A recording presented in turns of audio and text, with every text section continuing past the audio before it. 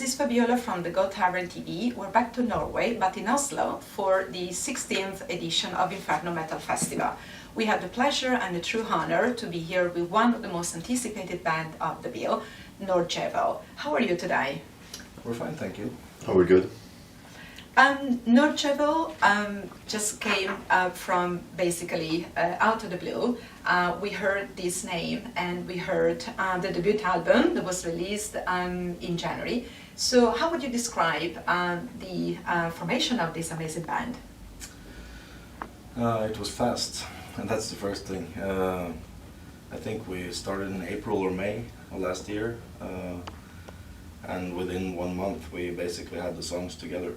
Like within 1 month of meeting each other. So the process was extremely fast, and so is the music. Absolutely, I couldn't agree more. The debut album, Nordjevel, basically came out with such an intensity. One of my favorite songs is the beginning song, the intro song, The Shadows of Morbid Hunger. Which song do you think is the most representative of the album? That's a very good question. I think they all represent the album just in different ways. Everything from the long outro song, Nordjevel, to the more punk-influenced Funeral Smell. We have a lot of different influences on the album, so it's hard to pick out one song to represent the whole band at this point. So people should just listen to the whole album and get a proper idea of the band. I think it's a good album to listen to from start to finish, yeah. Yes, absolutely. And with regard to the lineup of the band, how did you manage to create such a strong lineup? Because there's a lot of musicianship and there's a lot of intensity in the album that always shows that the band is very well oiled together. I guess you just have to talk to people and connect with with musicians. Yes. When good musicians recognize each other, it's very easy to get together and create something. So, but we were lucky because it was a very good match from the first second. So it's a little bit of luck and a little bit of communication skills, I guess. And how would you describe the writing process and the recording process of the album? You said it was all very fast. Does it mean that it was an easy process, that maybe you thought about it beforehand and then when you were ready you just released the songs and put them all together? Yes, it was easy actually, and it was very fast when we first figured out the concept and how we wanted it to sound and all that stuff. The songs kind of came by themselves, or it's hard to describe, but I think I wrote 1 song per day for a period. So it was a good collaboration all along with between me and Fredrik and Nachell, the vocalist. We just worked on edit. We worked on each.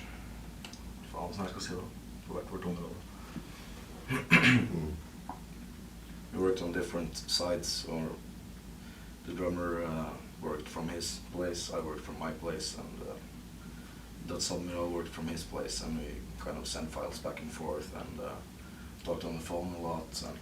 But we all of us did our job by ourselves before we all put it together. So I think that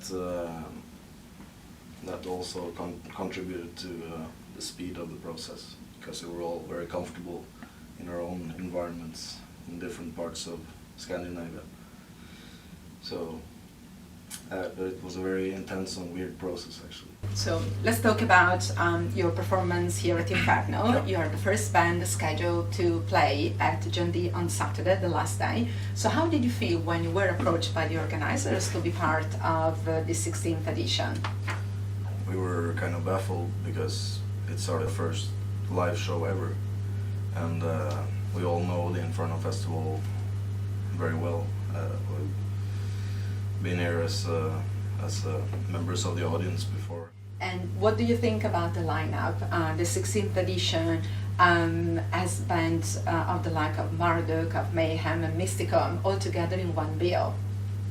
Yeah, it's a strong lineup every year. I'm always surprised by the lineup at Inferno Festival, and this year is the same. It's a strong lineup with strong bands and a mixture of new bands and old bands. And you have Mayhem, of course, that started the whole thing, and then you have bands like us and Marduk, for example, who are kind of new in the game, but we're celebrating the old and bringing something new to the picture. So it's just a celebration of good music.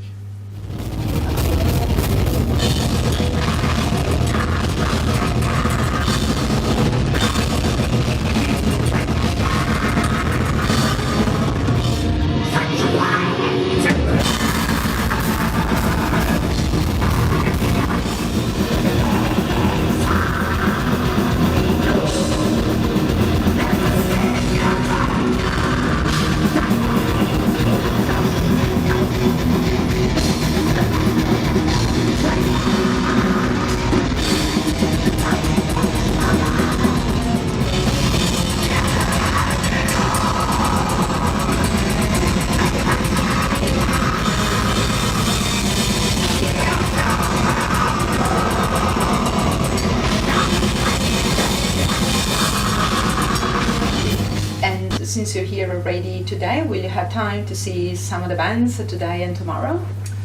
We'll try to see some of them, yeah, the ones we have time to see. So, but we'll definitely check out Marduk, of course, because of course we know a guy from there, so. You know a guy from the band, yes. Yeah. And how did you know him, actually, being Swedish? I didn't know Fredrik before we started the band, actually, because it was Admiral who contacted him and did all that stuff. So I kind of came in at the same time as he did. So it was like, oh, hello, we're in the band together. He's an amazing drummer, and I think it's just perfect for the sound that you want to recreate, the intensity that you want to recreate in your sound. And with regard to the future of the band, with such an album, such a great start of your live shows, so what are your goals from now on? Our goal is to play a lot more shows, of course, before starting the recording of our second album. But we definitely want to go on tour. We're working on that, and we're a little bit late for the festival season this year, but next year we will definitely be out on the road for festivals and club shows, hopefully all over Europe at least. So. Perfect. And do you think we can expect some shows in the fall?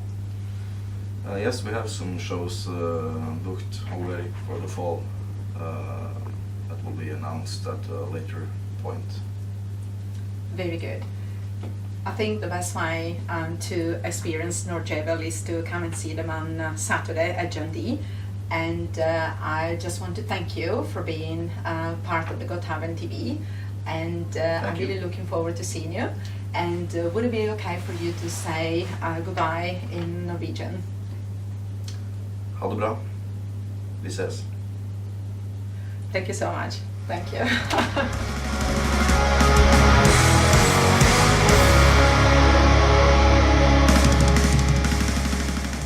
Hello, this is the Decepticon from Nordjevel. I'm sitting here at the Inferno Festival, and I'm having Runar Pettersen here to taste my beer. He is the mastermind behind Inferno Festival. So today we're gonna try three different types of beer that I made myself. My home brewery, which I call, translated to English, is gonna call the 8 Legs, which comes from the 8-legged horse from the Norse mythology's Odin. So let's start off with this light one. It's German Weiss beer. This should be light and sparkly.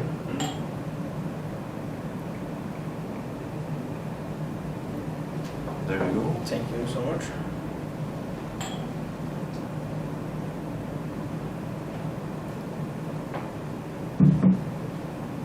Cheers. Cheers.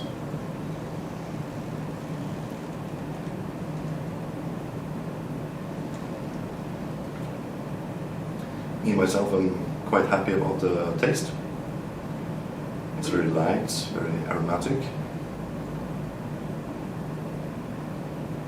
Yeah, it's very good. And you can taste the wheat taste. Mm. It's also a good aftertaste. Yeah, it kind of stays in the mouth for a while. So I'm happy about this one. Mm. Now we're going to try something How else. many percent is?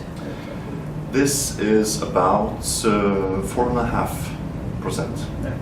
So it's not very strong and it's very light, so you can enjoy it in the sun, if we get sun soon in Norway. Yeah. Now we're going to try this one. This is an American Pale Ale. Alright. It has different character. It's going to be more bitter.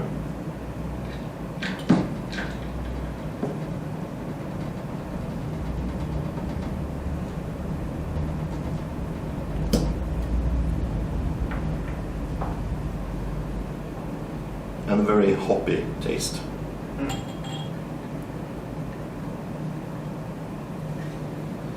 This is not so sparkly as the Weiss beer was.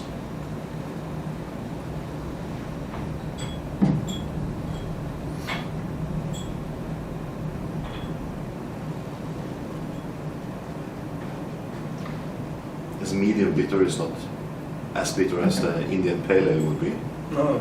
since this is an American Pale Ale. But quite hoppy. Has a good body, but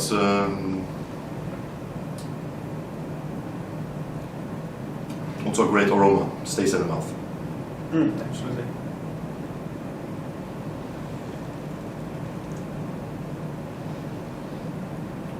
Yeah, it's a good one. It's good, yeah. Absolutely. It has a good taste. Mm. Let's see, we How have... many alcohol percent in this? this would be about the same, like 4.5–5%. Mm. I can't remember at this point, but also very light. Yeah. So also typical sit in the sun outside and enjoy a beer. It's not that different from that one. It's just much stronger taste. Yeah, that has a different aroma because of the hops that Yeah. we use.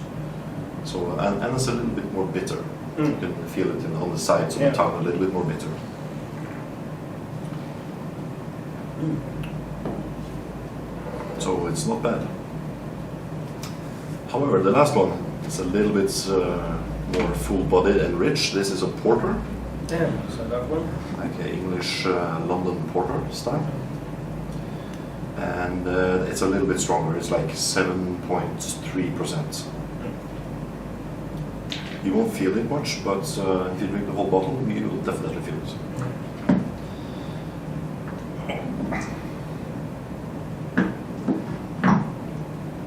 There we go.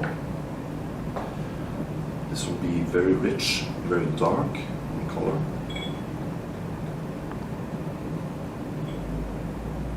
Thank you. There you go.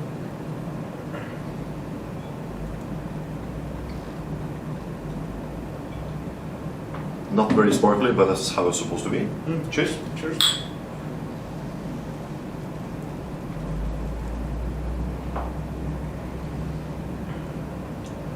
You can feel a hint of licorice. Yeah. Mm. You can feel the smoky taste. Yeah. Absolutely. The smoky taste is. But the more you drink of it, the more the smoky taste will become less. Okay. So it's the first sips gonna be very smoky. Mm.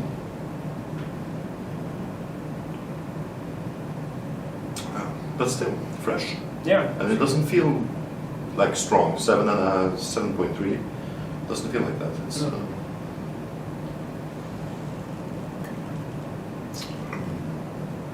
I'm happy about this too, very much.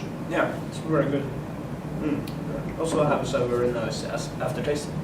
Yeah, Mm. it keeps staying in your mouth for a little while. So you can taste it and feel it and enjoy it. And then have another one until the bottle is gone. Yeah. All right. Okay, so this was my 3 types I wanted to introduce today for Inferno Festival and Runar. And I have to say I'm pleased with this year's lineup and thankful that we could be part of the Inferno Festival this year. Nice to have you here. Thank you very much. And I hope to see as many of you as we can on Saturday, 5:30 at John D. Inferno Festival. Thank you. Thank you for beer. No And problem. could I try the porter, You please? can definitely try. Thank you. I'm gonna come and join you for the porter. Thank you.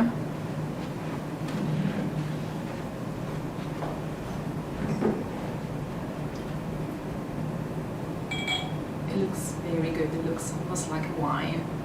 Ja, With the color, the consistency. så nå Cheers. bare drikke det du måtte ønske. Thank you so much No problem. to both of you. Thank you. Thank you for the beer. Really, thanks. And thank you. Thank you for having me. This is so cool.